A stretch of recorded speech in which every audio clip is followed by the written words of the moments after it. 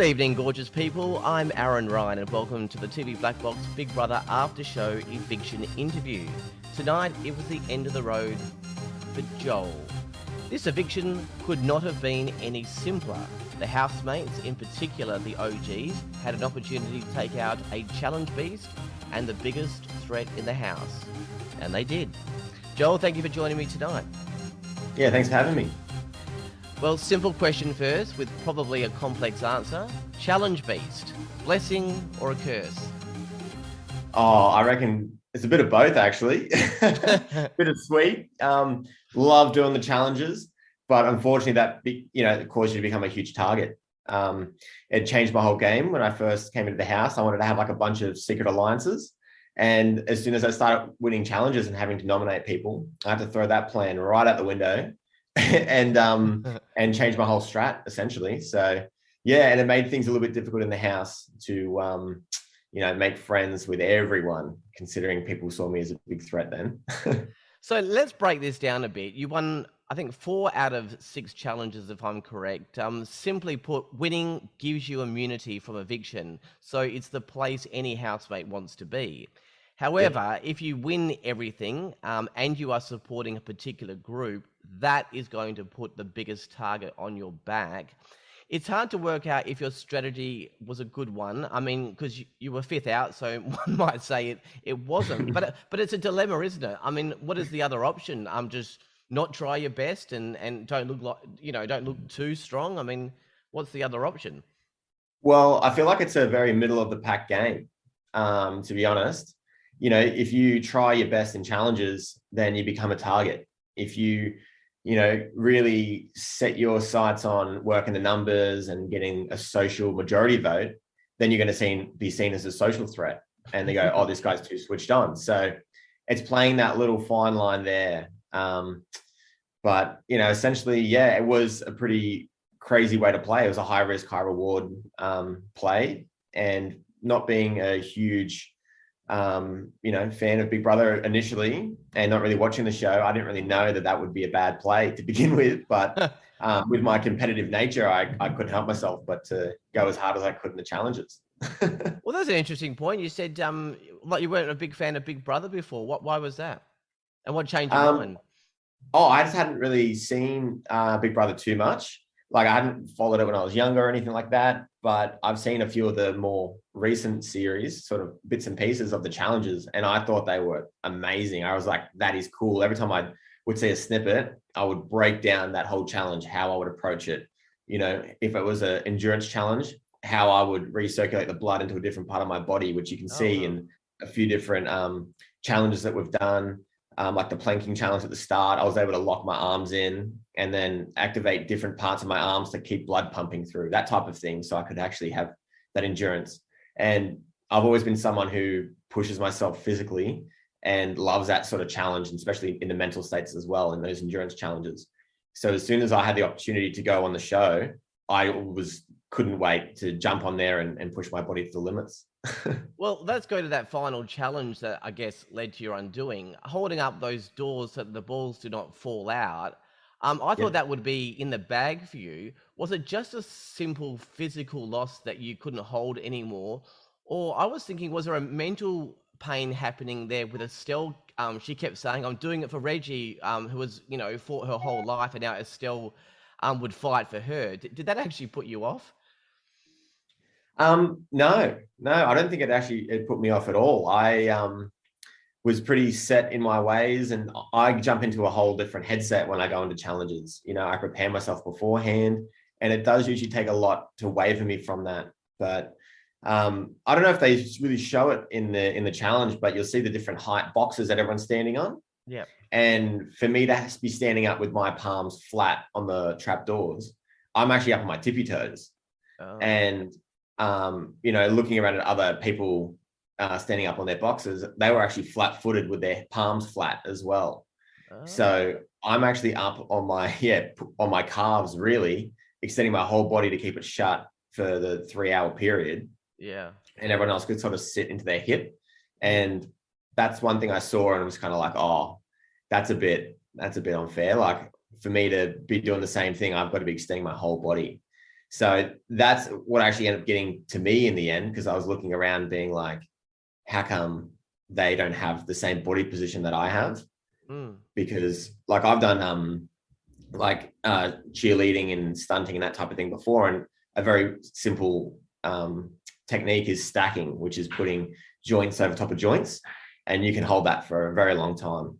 And the only thing is, though, my calves ended up taking me out in the end, because I had been pushing up so hard with my calves that I fatigued on my legs before my arms could. And then I sort of dropped down from there. So you're suggesting maybe is it a simple, I guess, mistake from Big Brother? I mean, obviously the boxes are a different height, obviously depending on how high you are. But I suppose the idea was that you were all flat-footed and then had your palms up. Was yours just incorrect or something?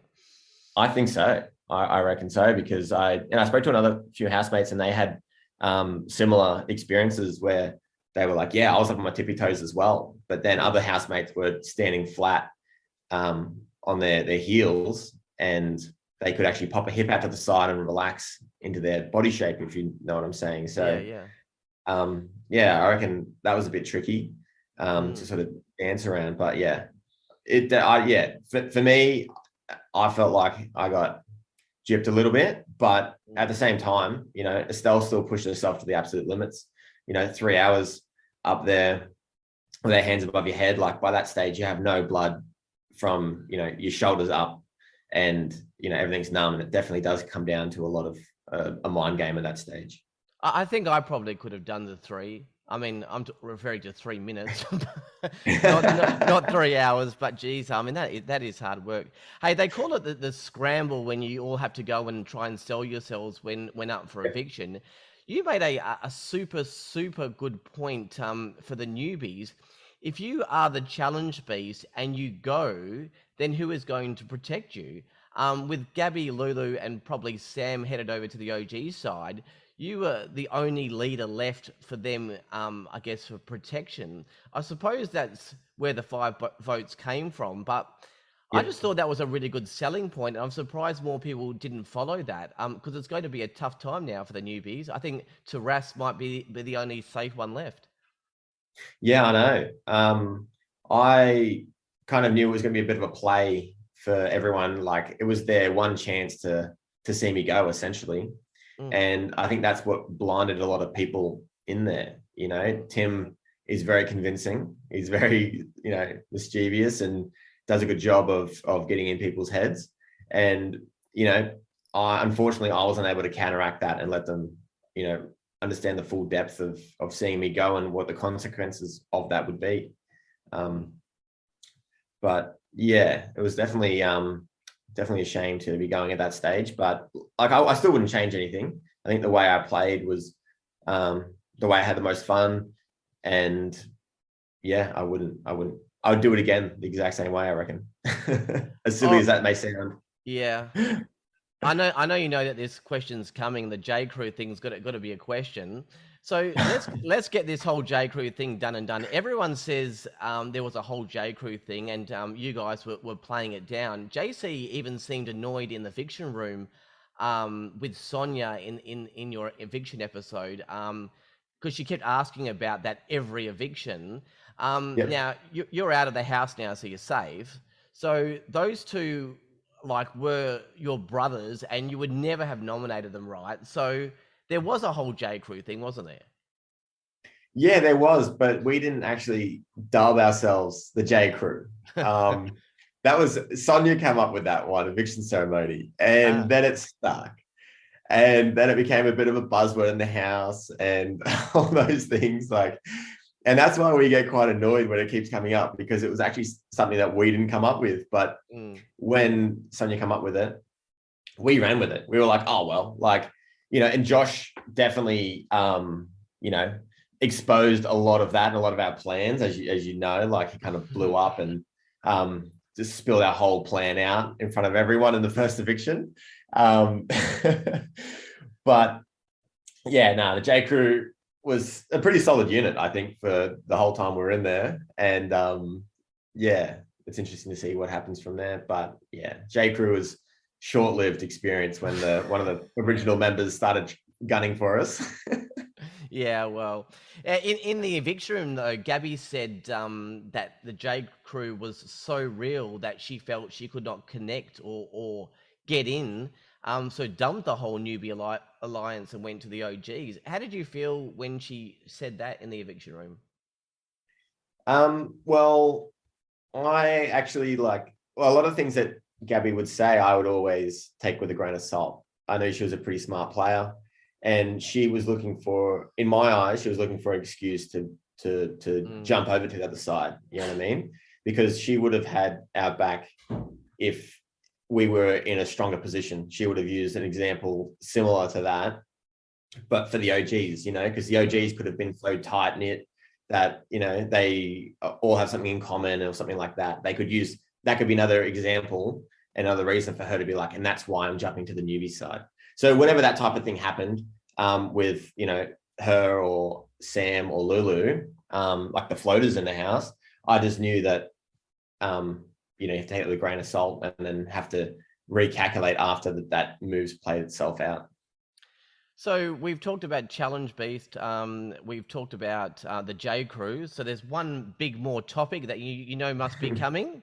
Starts with Yeah. A, and it's not Aaron, it's Alicia.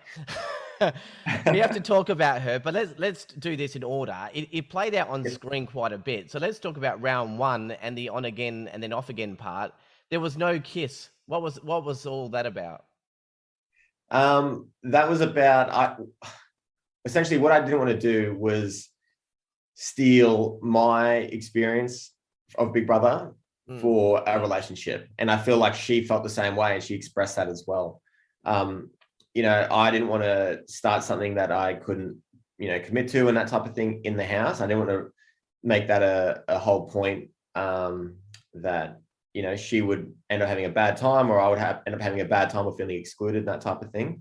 And that's why I was definitely holding back and didn't want to push myself in that respect. But then ultimately you changed your mind. So what changed your mind about that?